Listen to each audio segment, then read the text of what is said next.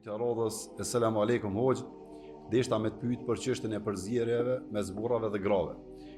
Në cilin rast i lejohet gruas me nejt me musafir nëse ata janë migja i burrit, vëllai i burrit e të tjerë. A lejohet me dal, me ju shërby e me nejt nëse kishe mujt me nejt sharu, Allahu shpërbleft. Aleikum assalam wa rahmatullahi wa barakatuh.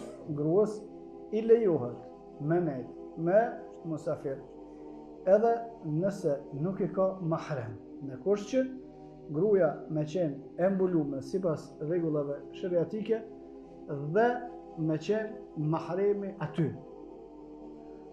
Nëse është burri aty, ose virri, se virrin e ka sigur baba, ose është baba, ose është vllavi, ose është djali, nëse ka burra aty, lejohet gruaja me hi me shërby. Ma mirë është mos me hi, është e padiskutueshme, por pyetja është, a lejohet a nuk lejohet? Lejohet. A ka një transmetim? Ka transmetim.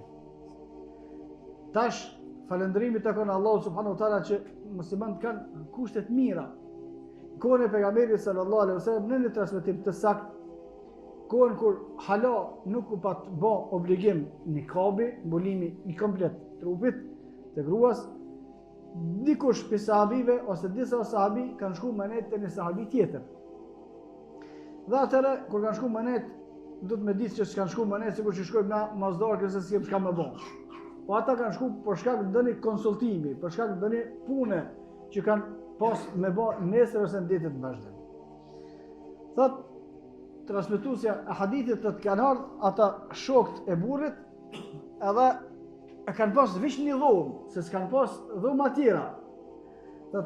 Nikabi nuk u konë atëre obligim, une kom net me krye ka qoshi, ka shëndok burat, në qatë dhomë, sahabët kanë bo atë mbledhjen e vetë, atë muhabetën e vetë që aty.